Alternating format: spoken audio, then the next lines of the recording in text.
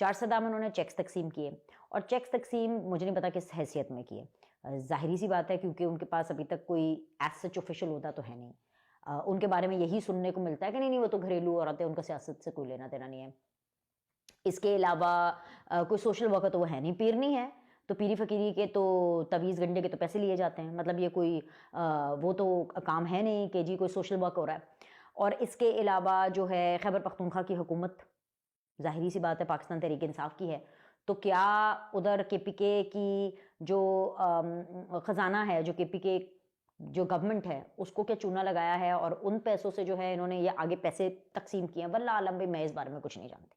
लेकिन इतना मैं वसूख से कह सकती हूँ कि जो चेक्स और जो पैसे तकसीम किए गए हैं वो बुशरा बीबी ने अपने पल्ले से नहीं किए। उसकी सबसे बड़ी वजह में ये है कि पिंकी पीरनी ने और फराह गोगी ने मिलकर पूरा पंजाब खा लिया, लूट लिया और उसके शवाहिद मौजूद है। ये मैं सिर्फ हे से नहीं कह रही है, ऐसे मैं एम ही नहीं बोल रही हूँ। जनरल आसिम मुनीर साहब जब पंजाब में थे तो उन्होंने पूरी फाइल बनाई, करप्शन की पूरी फाइल बनाई। वो फाइल उन्होंने इमरान खान को दिखाई, जहां से पूरा इन लोग का पंगा शुरू हुआ, सो वो फाइलें आज भी मौजूद हैं।